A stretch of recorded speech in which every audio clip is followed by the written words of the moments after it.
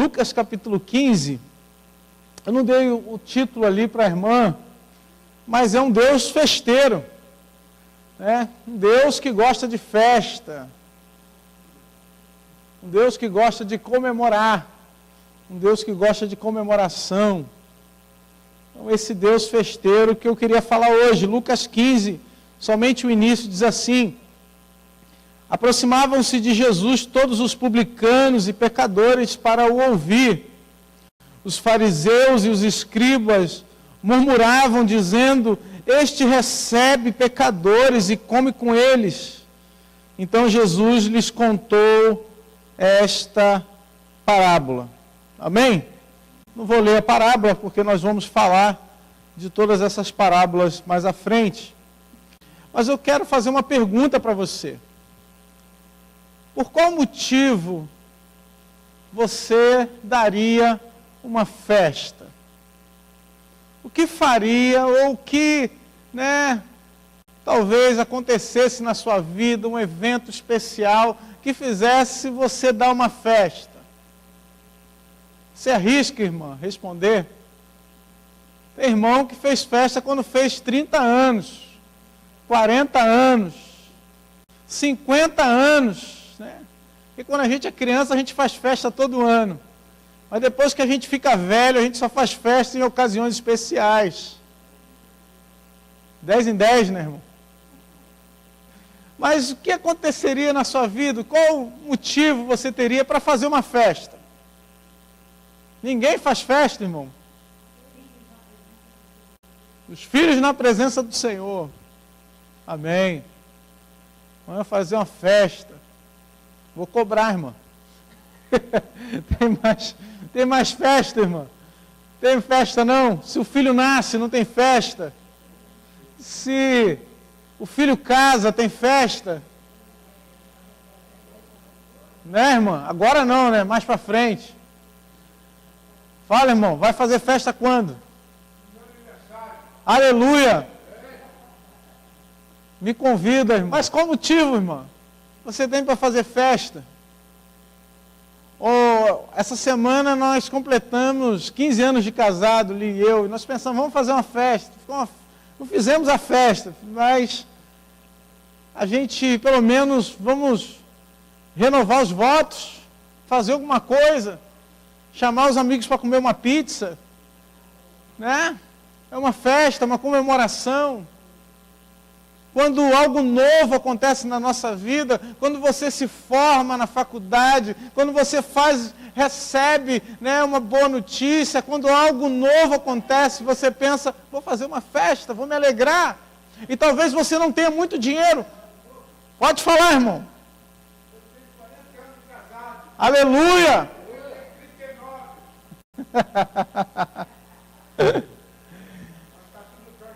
Amém, amém. Motivos para fazer festa. Razões para fazer festa. E nessa festa que você faz, nessa festa que você faria, quem você convidaria? Quais pessoas você colocaria na sua lista? Geralmente, o que nos impede de colocar o maior número de pessoas na nossa lista é a falta de recursos. Às vezes a gente quer convidar muitas pessoas. Se a gente pudesse, a gente convidava a igreja toda. Mas a gente não tem dinheiro para convidar todo mundo. Então a gente limita a quantidade de pessoas. A gente convida as pessoas que são mais íntimas. A gente convida as pessoas que são mais próximas. As pessoas talvez que estejam fazendo parte da nossa vida nesse momento, as pessoas que foram importantes naquela conquista, as pessoas que nos ajudaram lá atrás, a gente convida essas pessoas para fazerem parte da nossa festa, para se alegrar junto conosco, pessoas que nós sabemos que vão ficar felizes. Tem irmãos que fazem, que convidam os inimigos, convida a vizinha fofoqueira, para mostrar, olha, Deus me honrou. Convida aquele que fala mal dele ou dela, porque vai mostrar aquilo que Deus fez. Uma festa, queridos. E Jesus, queridos, por onde passava, o texto diz que ele comia e bebia, ele se alegrava. E as pessoas que eram atraídas pela mensagem de Jesus, as pessoas que eram atraídas por aquilo que Jesus falava, muitas vezes não eram as melhores, talvez não fizessem parte da nossa lista de convidados. Eram os publicanos e pecadores, eram as pessoas que muitas vezes eram excluídas da religião da época, ou dos religiosos da época, mas eles queriam ouvir Jesus. O texto diz que eles se aproximavam de Jesus, porque eles queriam ouvir a mensagem de Jesus. E isso fala algo maravilhoso para nós, que Jesus ele está disposto a falar sua mensagem, ainda que muitos queiram desprezar essa mensagem, Jesus está disposto a falar essa mensagem a quem quer ouvir. Não é somente para aqueles que são certinhos, não é somente para aqueles que são considerados santos, mas Jesus está disposto a falar a sua mensagem, pregar a sua palavra a quem quer ouvir a sua palavra, a quem quer ouvir a sua voz, porque a palavra de Deus diz que a fé vem pelo ouvir, e ouvir a palavra de Deus, e no momento que nós nos aproximamos de Jesus para ouvir aquilo que Ele tem a nos dizer, fé é gerada no nosso coração, a fé começa a ser trabalhada na nossa vida. Começa algo novo a acontecer na nossa vida. Neste caso, queridos, o que Jesus está vendo é a intenção do nosso coração. É aquilo que está no nosso interior. Tem gente que julga ter tanta experiência com Deus. Tem gente que julga já ter tanta intimidade com Jesus, que já não quer mais ouvir o que Jesus tem a dizer. São os religiosos da época. Eles já julgavam saber o que Deus queria. Eles já entendiam o que Deus desejava deles. Eles achavam que já sabiam demais e por isso não estavam dispostos a ouvir o que Jesus tinha a dizer. Às vezes a gente está querendo tanto ensinar, tanto falar, que a gente não quer ouvir. A gente só quer, a gente acha que já tem experiência demais, a gente já acha que pode ensinar. Hoje nós vivemos um fenômeno na internet, que são os YouTubers. E se você bobear, daqui a pouco brota um YouTuber aí na sua cabeça. Você fala uma coisa, pesquisa, tem um YouTuber que já falou daquele assunto. Hoje nós vivemos um tempo em que todo mundo tem alguma coisa para ensinar. Mas será que a gente está disposto a ouvir? Ouvir o que Jesus tem a dizer? Ouvir o que Jesus tem a falar conosco? Olha, mas eu já tenho tanto tempo de igreja, nasci na casa do Senhor, eu já nasci na igreja, eu já nasci desde pequeno que eu sei o que é crente, desde pequeno que eu sei o que é Bíblia, desde pequeno que eu sei o que é ter experiência com Deus. Já teve tanta experiência que a experiência ficou no passado.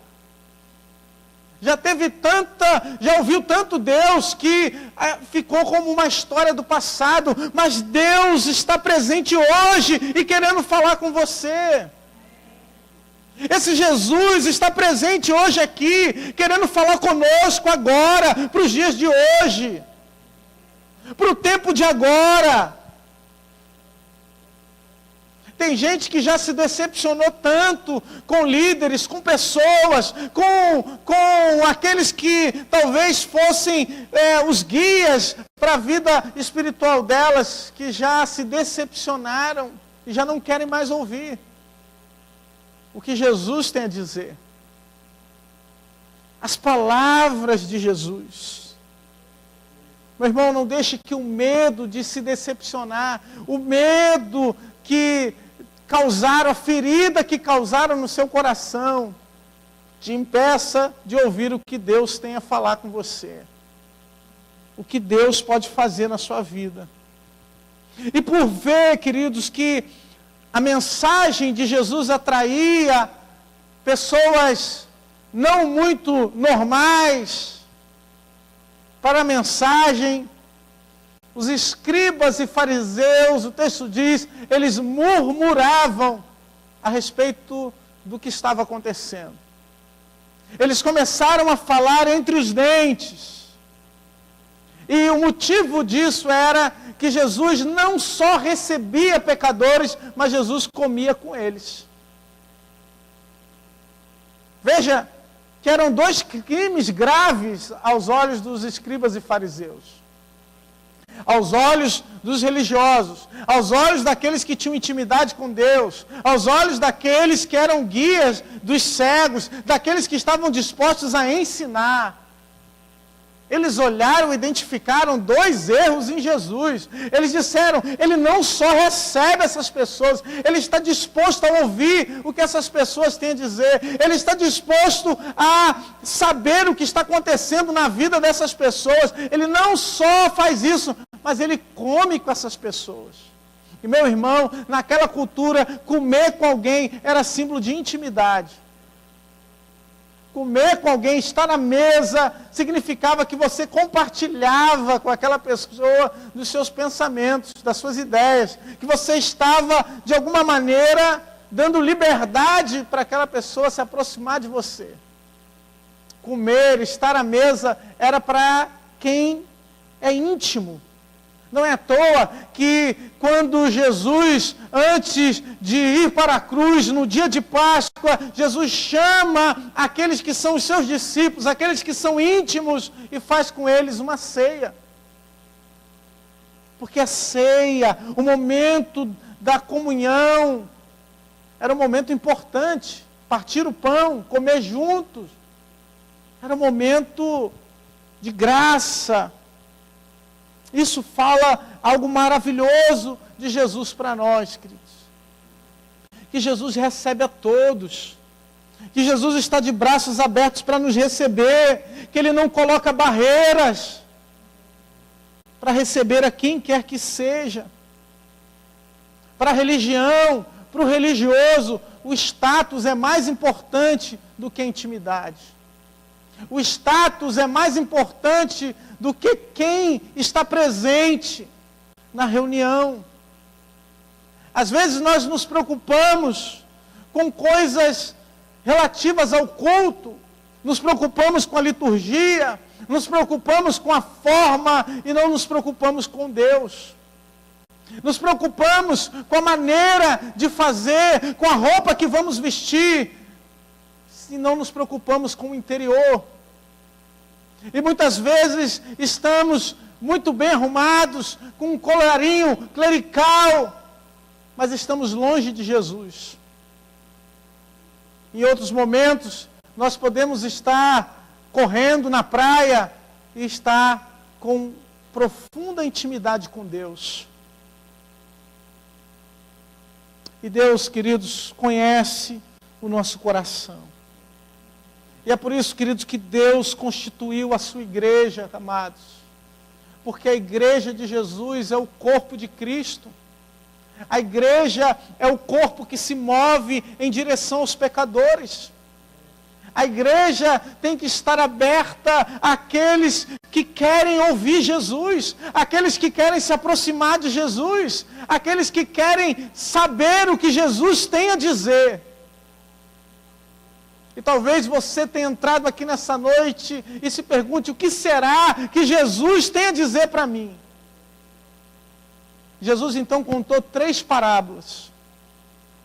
Jesus, sabendo o que passava no coração daqueles homens, porque Jesus queria falar, aqueles homens queriam ouvir. E essa junção de um Deus que fala e homens pecadores que querem ouvir, é que faz o reino de Deus prosperar. 3 parábolas, então, Jesus começa a contar. E essas 3 parábolas de Jesus envolvem questões econômicas. Envolve dinheiro. Essas 3 parábolas de Jesus nos ensinam quais são os valores do reino de Deus. O que é importante no reino de Deus. O que está em primeiro lugar no reino de Deus e na visão de Deus.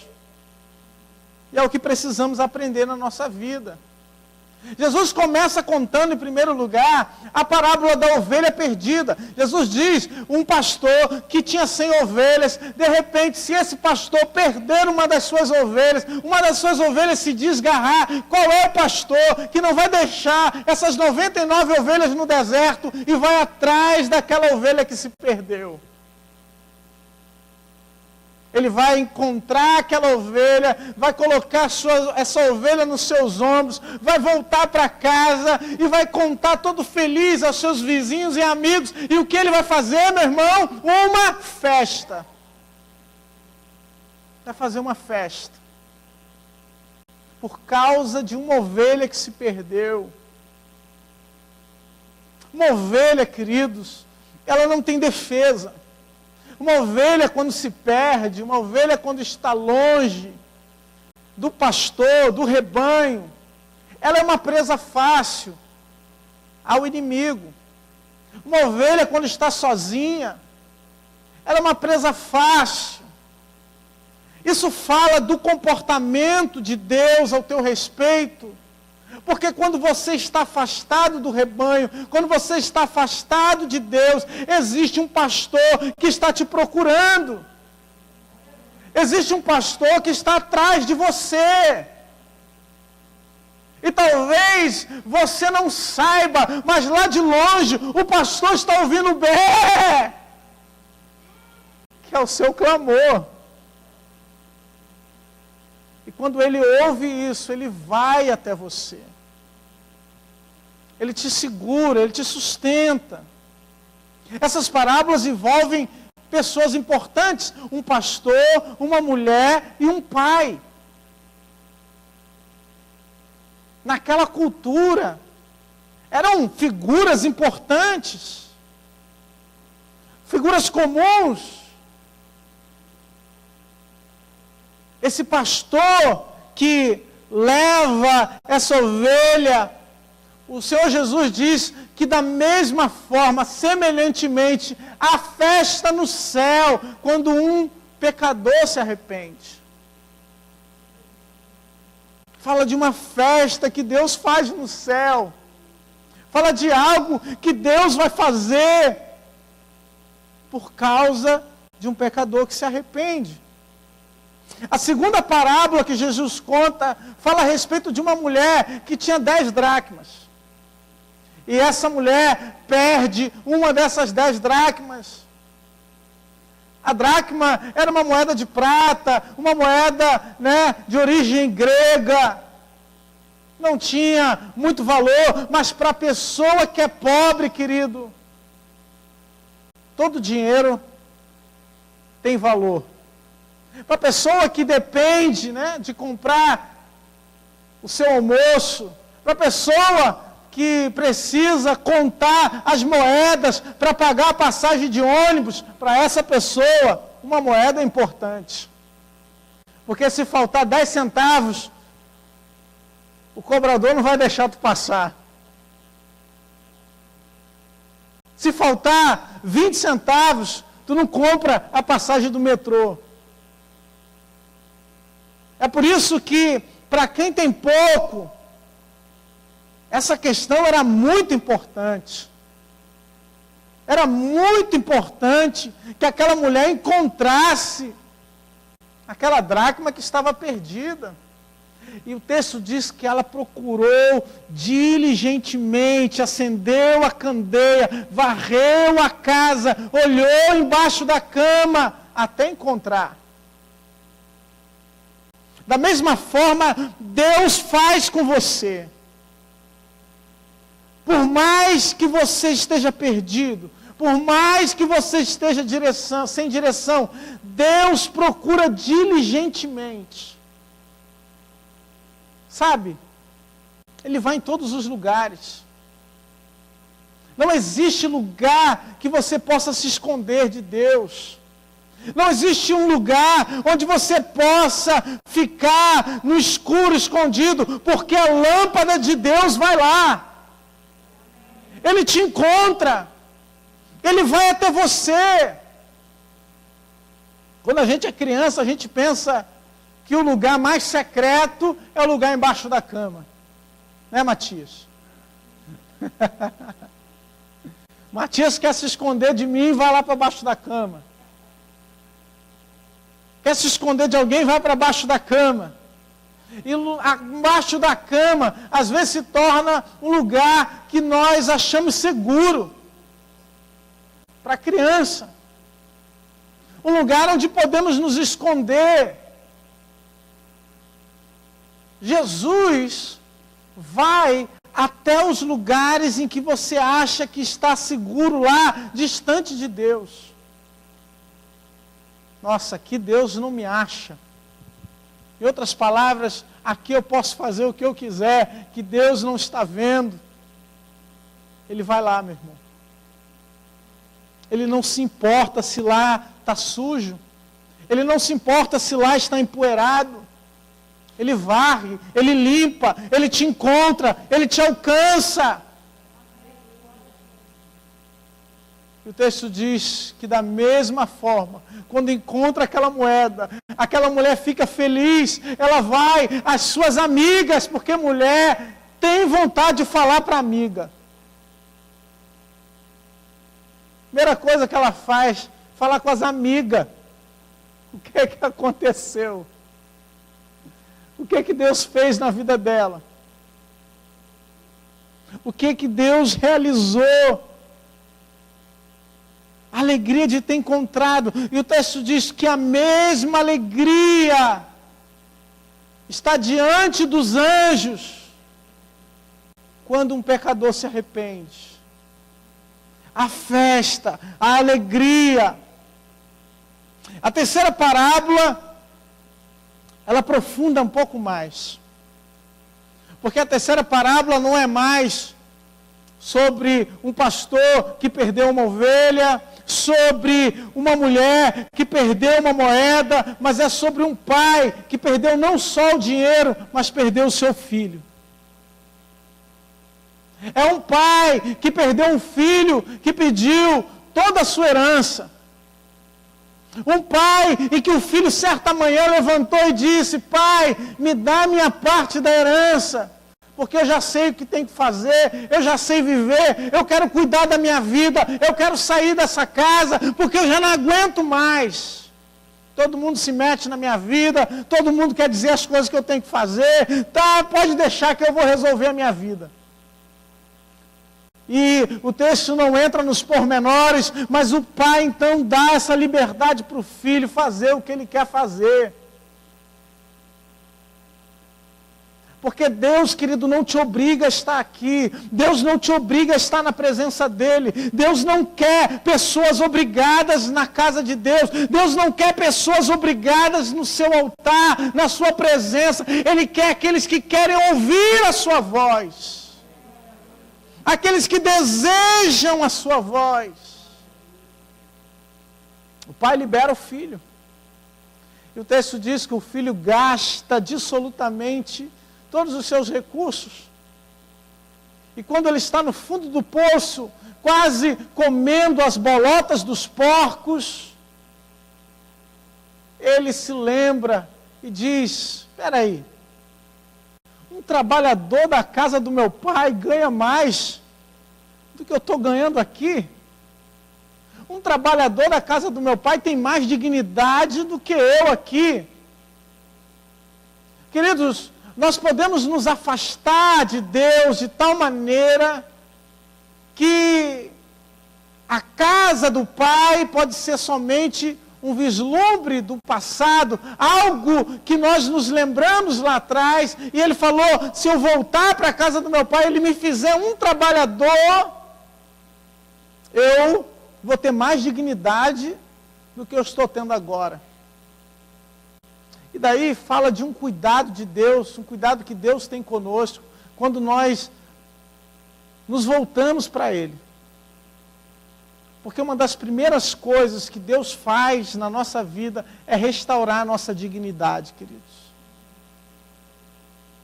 É restaurar quem somos diante de Deus. Para que fomos criados? Para que fomos formados por Deus? E quando aquele jovem volta para sua casa, que o pai o avista, ele sai correndo, lhe dá uma sandália, um anel, ele coloca nos seus dedos, coloca uma capa sobre o seu filho, o honra e prepara para ele uma grande festa. Uma festa. Mas se lembre, queridos, que para encontrar uma ovelha, 99 ficaram no deserto. Para encontrar uma dracma, 9 ficaram guardadas. Para encontrar um filho que voltou, um filho se sentiu desprezado. Um filho se sentiu colocado de lado. Entenda que o valor do reino, que os valores que Deus nos coloca, Ele coloca em primeiro lugar a atitude do nosso coração em se arrepender diante de Deus. Ou seja, a festa no céu, quando eu me coloco diante de Deus em arrependimento.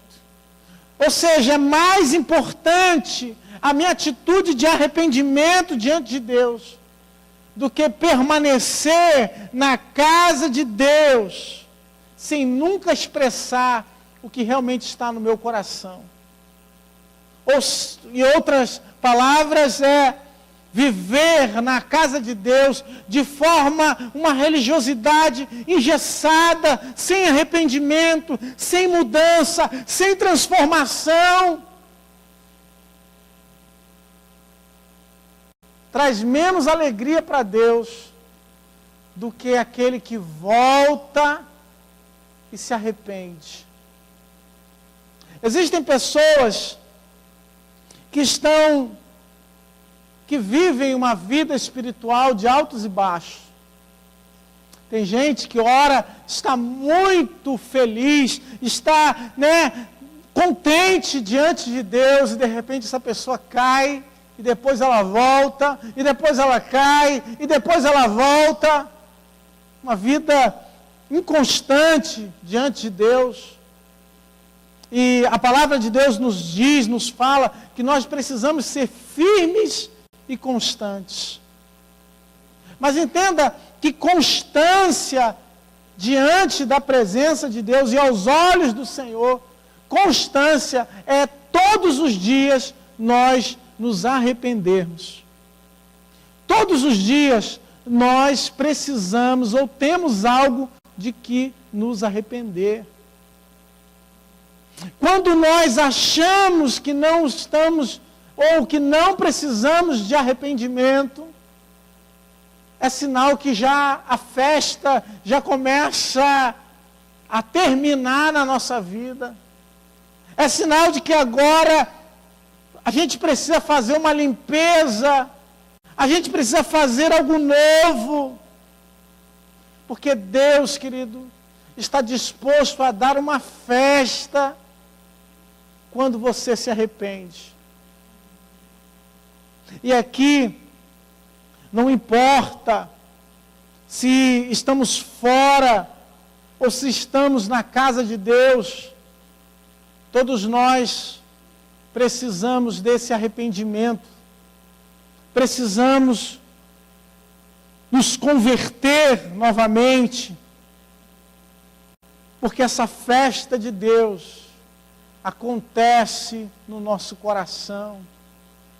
Todas as vezes que nós convidamos Jesus, todas as vezes que nós dizemos, falamos para Ele, Senhor, faz morada, muda, transforma, eu reconheço. Lembra daquele comercial, né, que dizia, falava, apresentava os valores, uma bola, R$50, um calção de futebol, R$30, uma chuteira, 50, jogar futebol com o filho, não tem preço. E queridos, tem coisas que não tem preço. E o que o Senhor está nos ensinando, queridos, é que maior do que aquilo que podemos conquistar, do que aquilo que podemos ser, do que aquilo que podemos acumular nessa terra, não tem preço a salvação que Deus quer gerar na nossa vida, ou a liberdade que Deus pode trazer ao nosso coração. É algo que não podemos pagar, é algo que não podemos, com as nossas forças, conquistar, mas Ele pagou por nós. Em Lucas, no capítulo 14, a partir do verso 15, o Senhor vai contar a parábola da grande ceia. E nessa parábola, aqueles que foram convidados, aqueles que fizeram parte da lista VIP do Senhor, rejeitaram o convite. O Senhor então manda ir às ruas e convidar os coxos, os aleijados, aqueles que eram excluídos para a grande festa. E quando se aproximava o horário, Ele mandou pessoas para empurrar as pessoas para dentro da festa. Vai para lá. Porque aqueles que eram dignos de entrarem na festa, aqueles que eram os limpinhos, os religiosos, eles não quiseram. Eles rejeitaram. Hoje, nós temos a oportunidade, queridos, de reconhecer diante de Deus que não somos tão limpinhos assim. Temos a oportunidade de reconhecer diante de Deus que no nosso coração, às vezes, nós somos gananciosos. Que às vezes nós queremos passar por cima dos outros. Temos a oportunidade nessa noite de reconhecer que nós somos religiosos demais para colocar diante das pessoas que precisamos de arrependimento, de mudança. Como Zaqueu, queridos, que para se encontrar com Jesus, subiu numa árvore, Jesus disse, desce depressa, porque hoje eu vou pousar na tua casa, e aquele homem, que era também publicano, ele se arrependeu. Ele mudou de vida. Aqueles religiosos não estavam entendendo o que estava acontecendo próximo de Jesus. Estava acontecendo uma festa e eles não estavam vendo. Pessoas estavam se arrependendo por causa da mensagem de Jesus.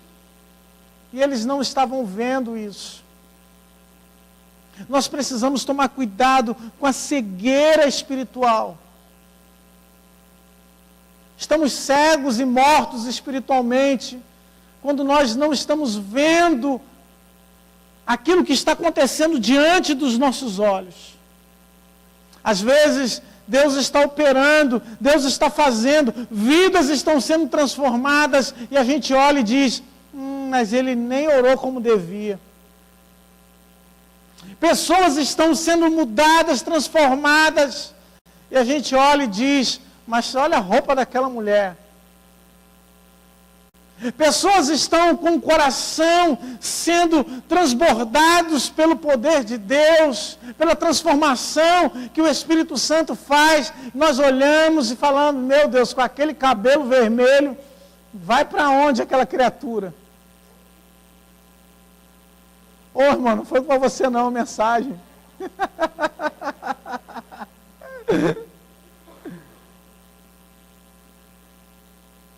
Às vezes nós estamos olhando o externo, mas existe um Deus que olha o coração. Às vezes nós estamos preocupados com a aparência, mas existe um Deus que conhece a nossa estrutura, que conhece o nosso interior, um Deus que nos sonda, queridos. Perceba que Jesus estava conversando com aquelas pessoas não sobre futebol. Jesus não estava conversando com aquelas pessoas sobre a moda, a último passinho, a última dança, a última música da estrela do momento. Não, Jesus estava conversando do reino de Deus. Jesus estava falando acerca de coisas espirituais. E é por isso um outro cuidado que precisamos ter, para não atrairmos a pessoa ou pessoas por outro motivo que não seja a palavra de Deus. Porque estamos no esforço, existem igrejas, pessoas, no esforço de atrair pessoas. E para isso, elas abrem todo tipo de exceção. E alteram a mensagem, mudam a palavra, misturam a palavra de Deus, para de alguma forma compactuar ou amenizar a mensagem, para que essa mensagem não machuque, não magoe.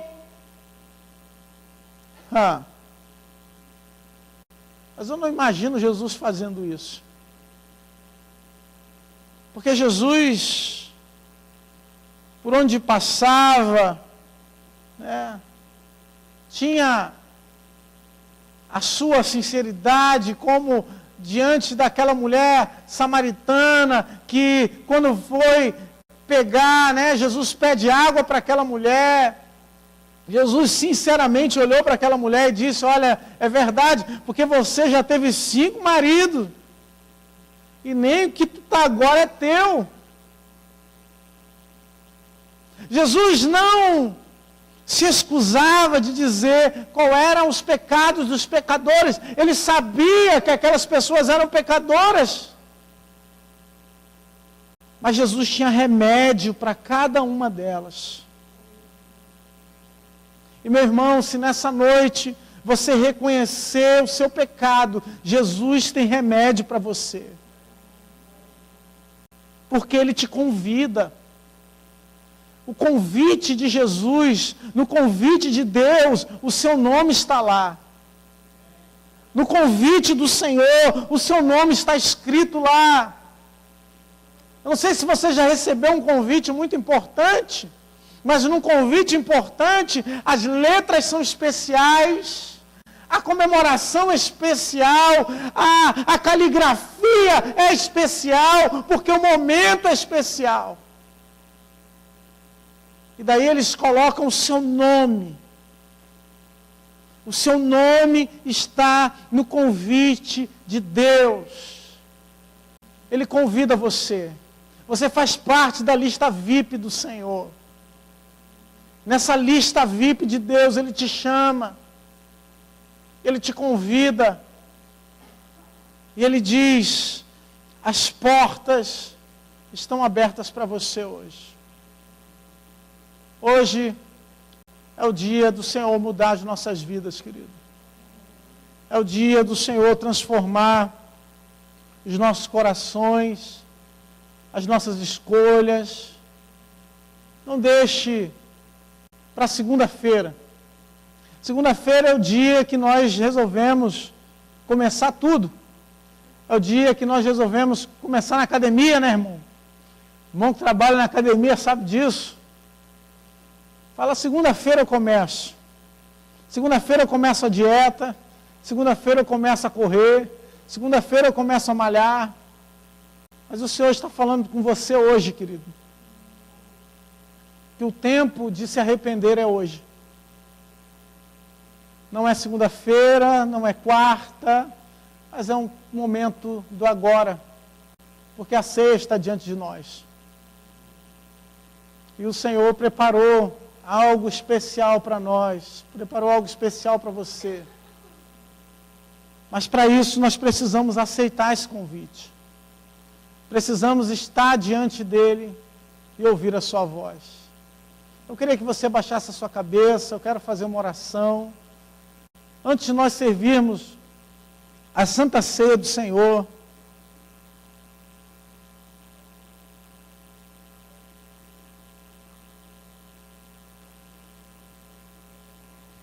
a palavra de Deus diz, amados, que há festa no céu quando um pecador se arrepende.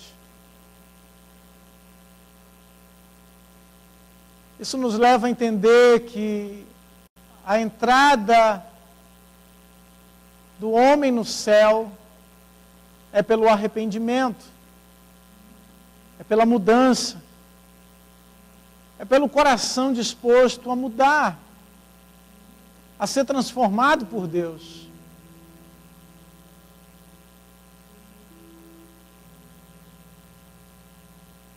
Às vezes nós estamos na casa de Deus, estamos na casa do Pai, mas não queremos estar lá. Estamos no rebanho, mas procuramos um outro caminho. Vamos para longe. Não queremos mais aquele alimento. Não queremos mais fazer parte. Então vamos para um lugar distante. Hoje o Senhor te convida para perto. Hoje o Senhor te convida para perto e junto dEle. Porque Ele te conhece. O salmista diz, Senhor, sonda e me conhece. O Senhor sabe, querido, o que você vai dizer antes que a palavra lhe chegue à boca. O Senhor é o Deus que te formou. Antes que tu fosse formado no ventre da tua mãe, Ele já te conhecia e já te sondava. De um modo tão maravilhoso, Senhor, fomos formados. Tão assombroso. O Senhor nos formou, nos gerou. E meu irmão, esse mesmo Deus que te gerou, Ele não te abandona. Ele tem planos.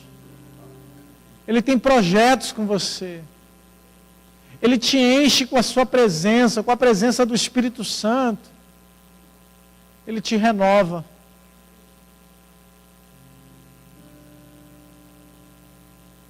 Eu queria que você colocasse diante de Deus o seu coração, a sua vida. Nós vamos participar da ceia do Senhor. É um momento de comunhão, é um momento de intimidade. É um momento para aqueles que querem ouvir o Senhor. É um momento para os discípulos do Senhor.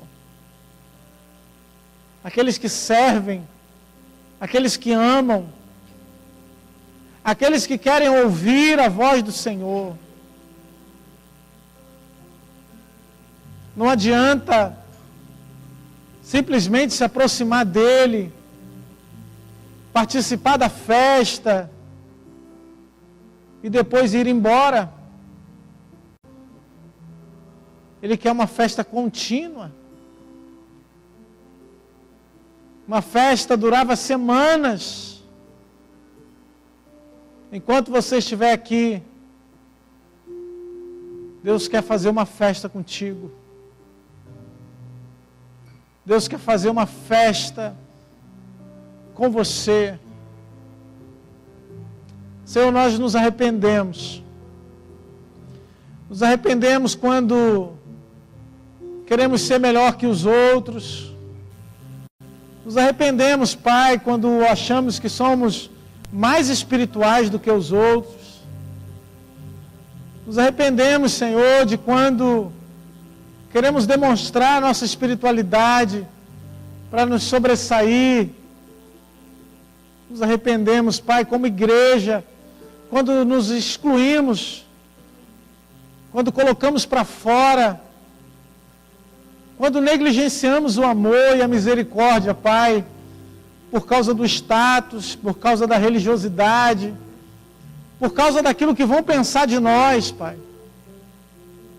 Senhor, nós pedimos perdão,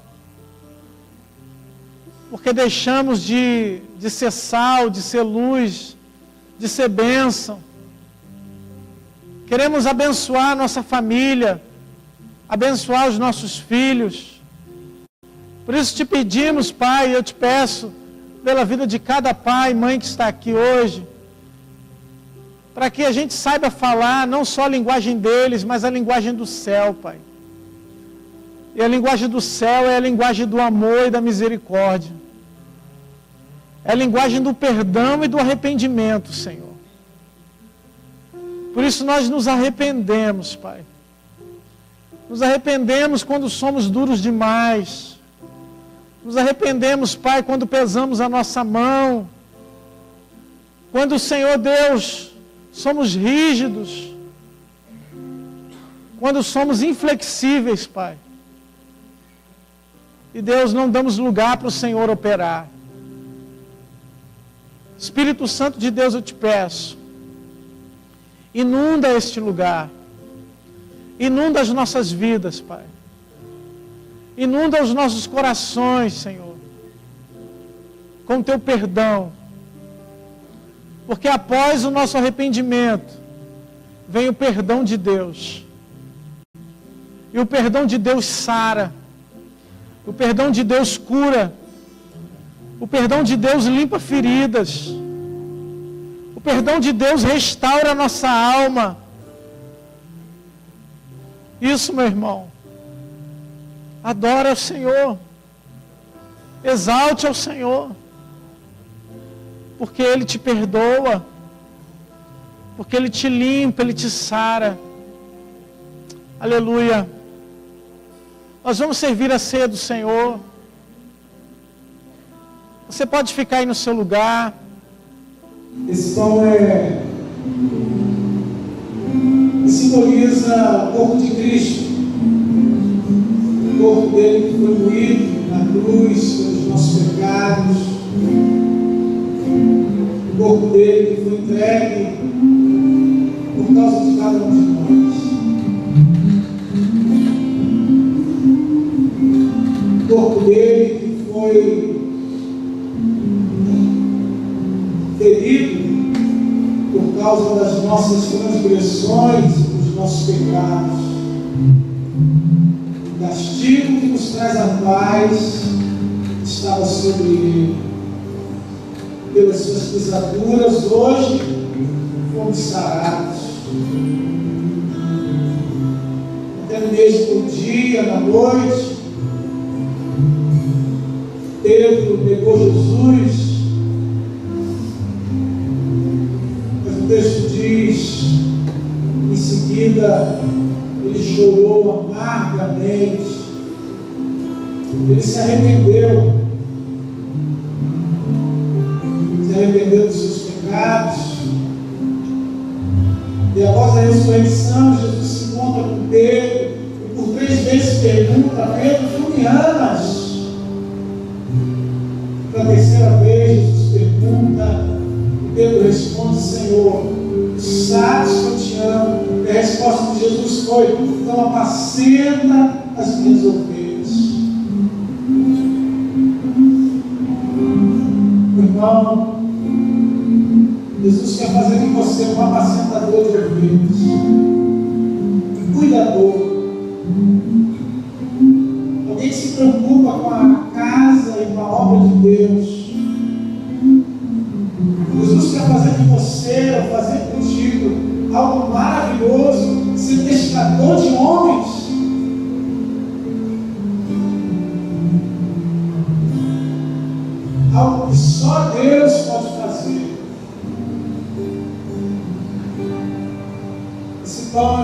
no sacrifício de Jesus. Então, comemos desse pão, possamos receber esse revestimento para sermos também pescadores de homens, apacentadores de ovelhas, cuidadores daqueles que se achegam para ouvir a palavra de Deus. Que o Senhor nos capacite a cuidar da nossa família, da nossa casa, a sermos cuidadores no nosso local de trabalho, a sermos abençoadores na rua, no nosso dia a dia, que sejamos servos dele, porque dele, por ele e para ele são todas as coisas. Comamos o pão, queridos.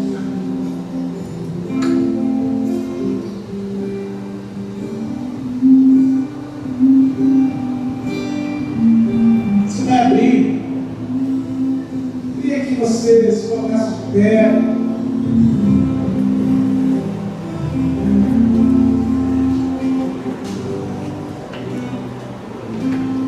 Nossos vinhos de uva,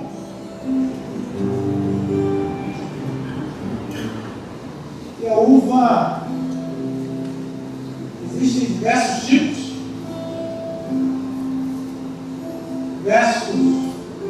dessas safras de uva,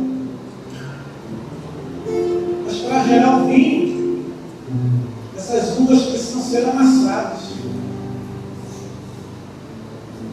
Precisam ser esmagadas. E quando estão no cálice, você já não vê diversos tipos de uva, mas você vê apenas o vinho, uma cor. E assim é a igreja do Senhor. Diversas categorias de pessoas, diversos problemas, dificuldades. Quando somos amassados,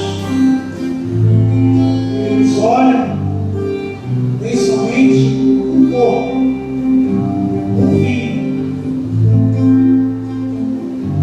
As uvas estão unidas, amassadas, juntas, elas dão um bom vinho. E ao tomar esse cálice, você